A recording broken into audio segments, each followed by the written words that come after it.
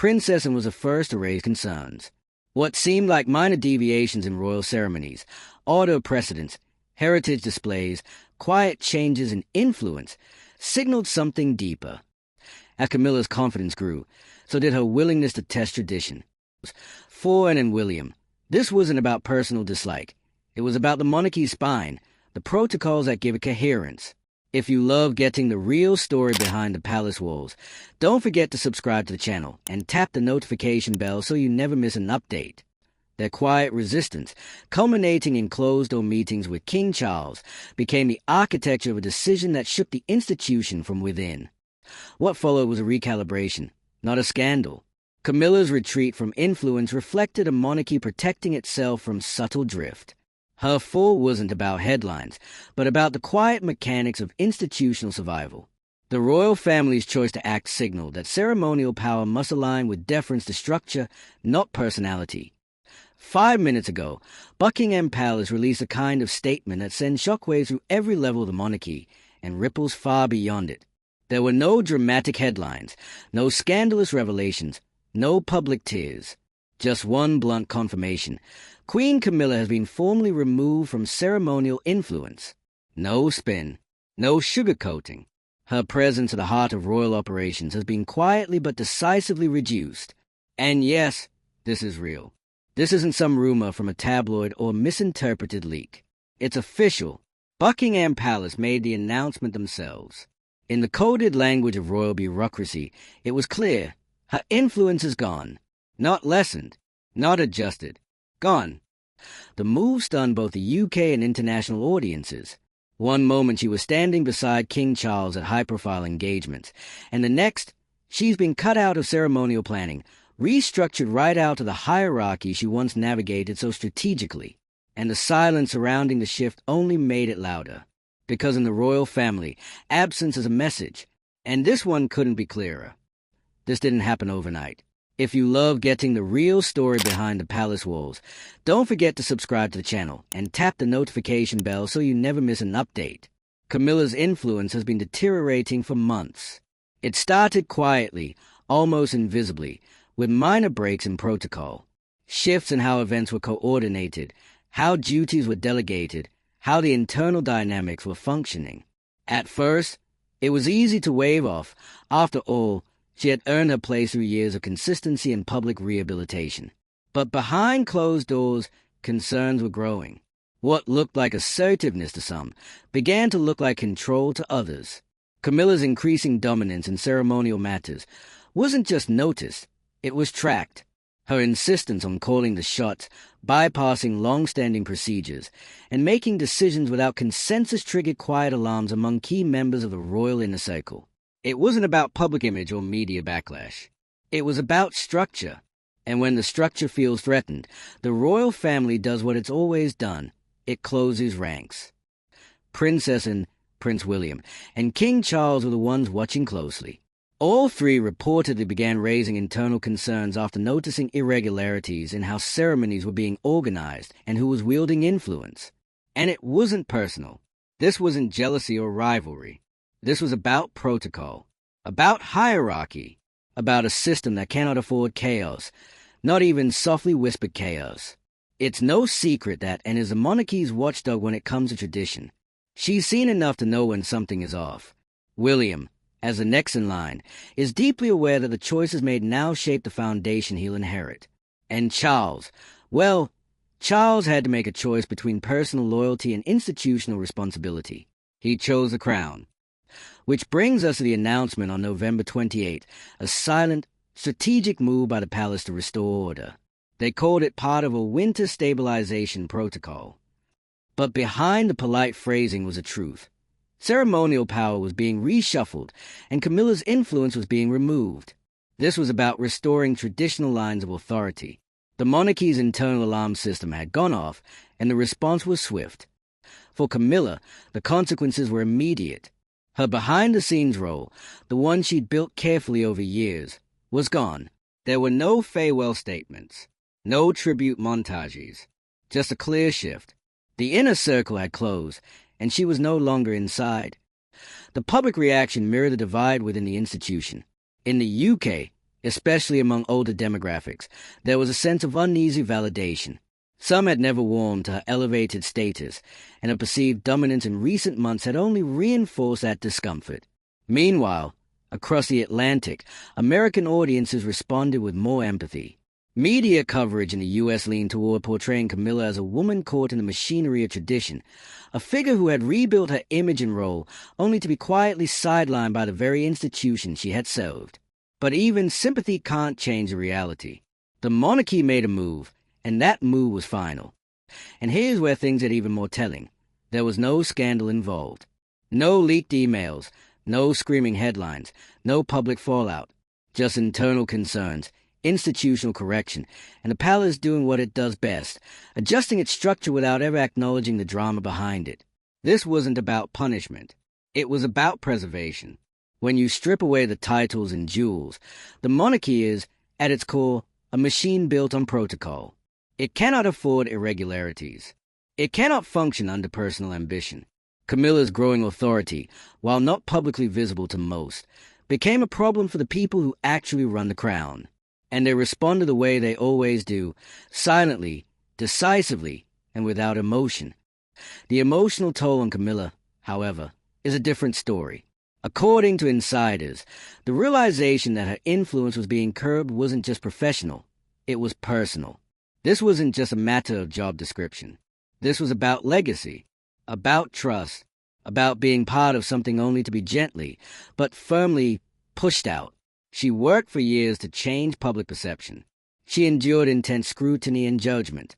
And just when it seemed like she had finally been accepted, finally secured her place beside the monarch, her authority was removed, not with a scandal, but with a strategy.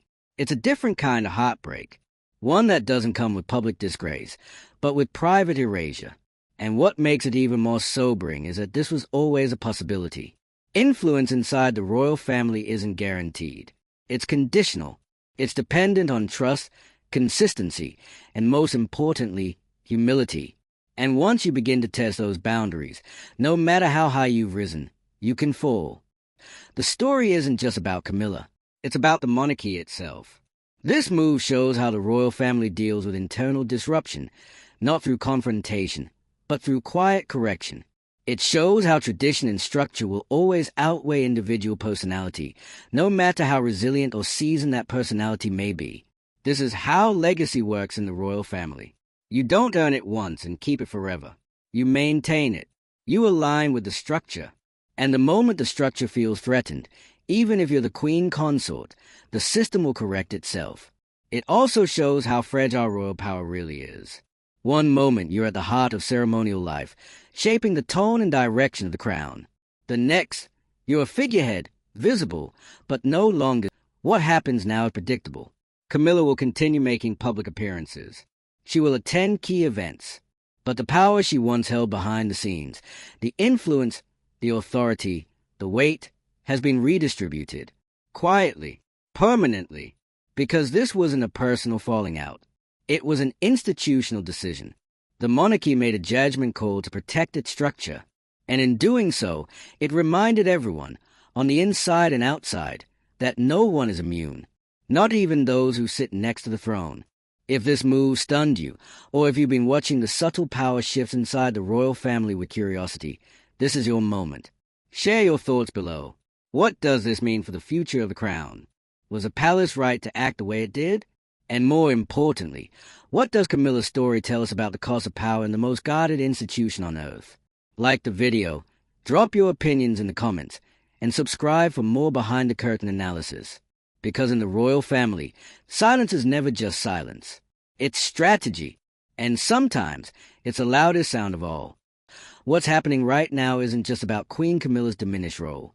It's a full-scale demonstration of how the British monarchy protects itself, not from scandal, but from subtle instability. This is what it looks like when the institution quietly asserts its authority. No headline screaming betrayal, no dramatic exits. Just a clean, calculated removal of influence, carried out with the precision of a centuries-old system that knows how to survive. And let's be real, this isn't just about a shift in ceremonial duties. This is about the power behind the crown, the part most people never see. the behind-the-scenes influence that determines how engagements are organized, how traditions are presented to the public, who has input on royal messaging, and most crucially, who holds symbolic power within the firm. For a while, Camilla was gaining ground in all of those areas. Until she wasn't. The signs had been building for months. But like most things royal, they weren't obvious unless you were paying close attention. Certain ceremonies began to reflect an unusual tone. Public engagements were more assertively shaped around Camilla's interests. Heritage displays, once steeped in long-standing tradition, began showing a shift in interpretation. These weren't flagrant oversteps. They were incremental changes. But in a system where every movement is measured and scrutinized, even subtle shifts can signal unrest. And the key figures watching it all unfold were Princess and Prince William, and yes, even King Charles. Princess Anne, known for her deep commitment to duty and structure, was reportedly the first to raise concerns. She's someone who sees a monarchy as a system that must be maintained, not molded to suit individual personalities. And she knew what few outsiders understand, that ceremonial roles are more than just pageantry. They are power signals. They reflect the balance within the institution. And Camilla's growing assertiveness was, in Anne's view, distorting that balance. Prince William, as the next in line, wasn't just observing. He was already thinking about legacy. His future reign depends on a stable foundation. And that means maintaining order now. Internal reports suggest William became increasingly uncomfortable with how certain decisions were being made, especially when it began to deviate from established hierarchy. Like Anne, his concerns weren't personal. They were structural. But the most delicate position of all? That belonged to King Charles. This is where things get complicated. Because Camilla wasn't just another royal family member pushing too far. She was his wife, his confidant, the person who had stood by him during some of the most tumultuous years of his life. Charles had gone to extraordinary lengths to have her accepted by the public and the institution. He fought for her to be recognized, for her to be seen not as a disruptor, but as a partner. But when internal tensions grew too loud to ignore, even Charles had to choose, his personal bond or the future of the crown. And when the November 28th announcement dropped, it was clear where that line had been drawn. The decision wasn't made for drama.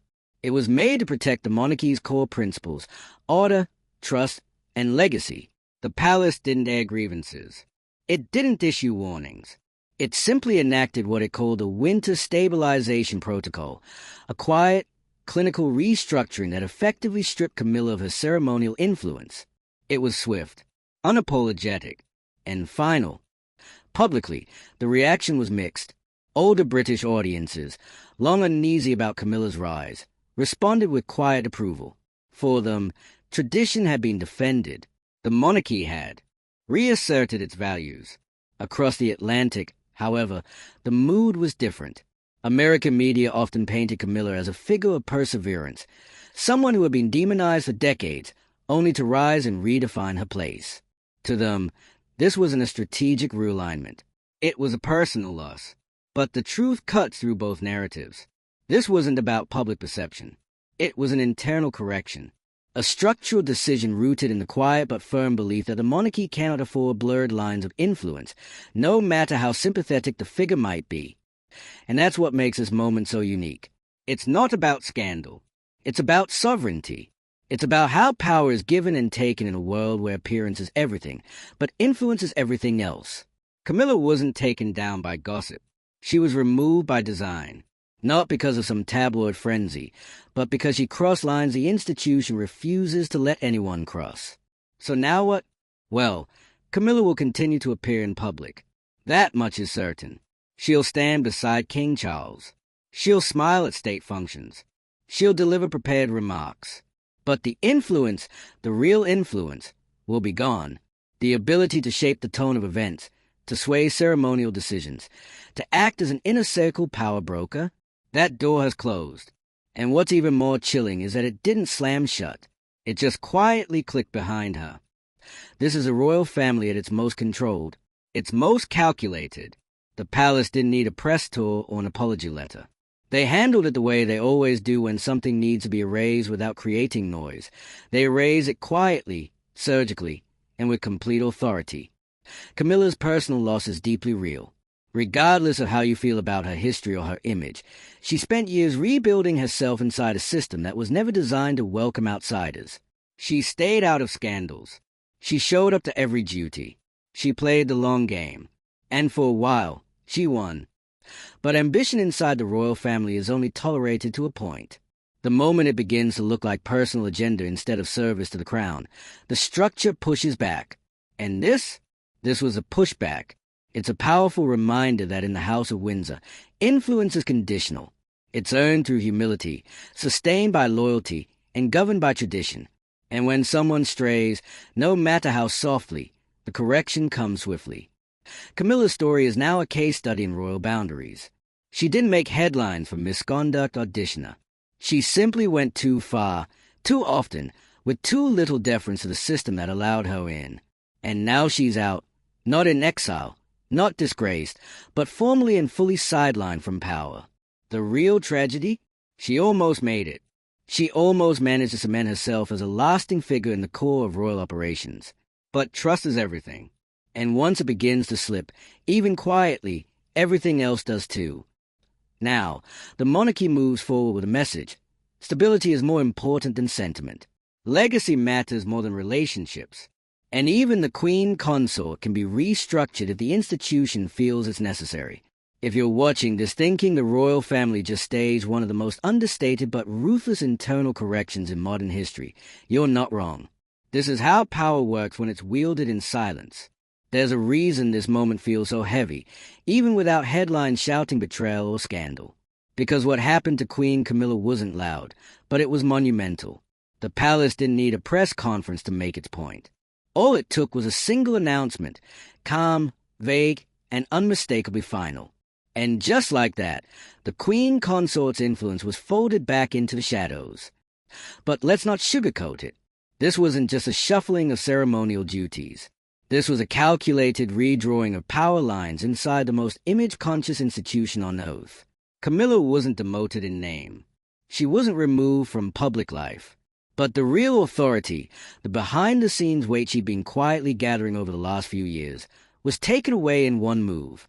No fanfare, no exit speech, just a restructured hierarchy with no room for a former reach.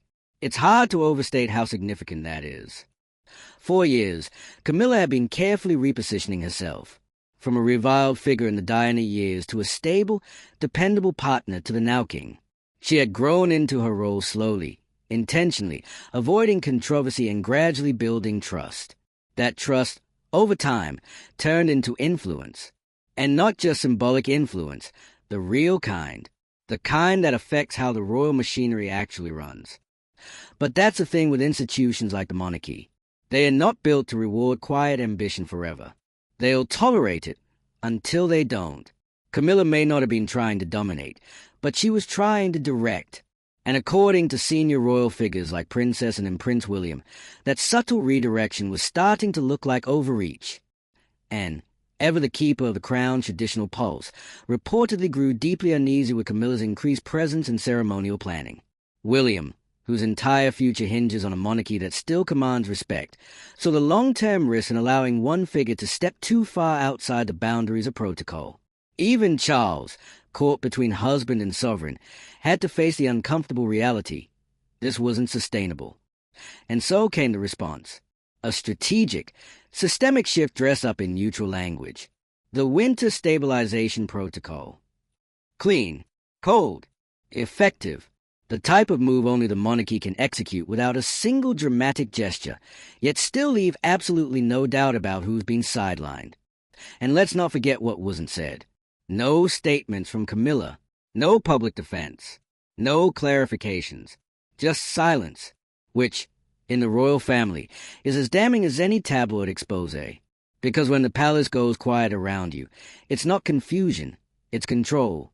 It means the story is already written, and you're no longer part of the chapter being drafted.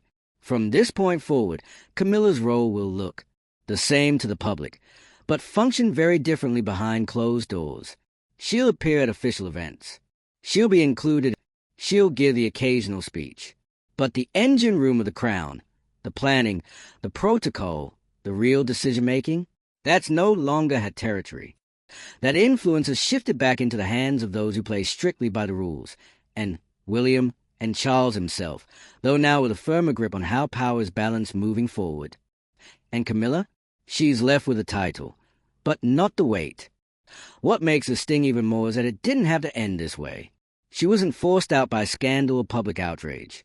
She didn't commit any unforgivable misstep. She simply moved too far into territory that the monarchy guard ferociously. The message is brutally clear. No matter how loyal you've been, or how close you stand to the throne, the system will protect itself before it protects you. This is a cost of misreading the room in royal circles. You don't get dragged. You get reorganized. You don't get punished. You get phased out. And once you're out of the circle of influence, there's no clear path back in. Because the royal family doesn't do second chances the way the public does. Reputation might recover, but trust? That's a one-time currency. And Camilla, whether knowingly or not, spent. So where does this leave her? Still queen, technically. Still present, but not powerful. Still in the room, just no longer at the table. And as for the monarchy, it sends a sharp reminder to anyone watching, internally or externally, that tradition, not personality, still holds the keys. That legacy isn't preserved by making bold moves, but by staying firmly in line. That when the crown senses instability, even quiet, creeping instability, it acts fast and without ceremony. If you've been watching this unfold and thinking this is one of the most quietly ruthless power plays in recent royal history, you're not alone. The silence is a story, and the message underneath it is crystal clear. Drop your thoughts in the comments. Was this a palace choosing legacy over loyalty? Did Camilla go too far, or was she just too bold for a system that prefers compliance? Like this video, share it with someone following the royal drama, and make sure you're subscribed. Because if this is how the monarchy cleans house, you won't want to miss what happens next.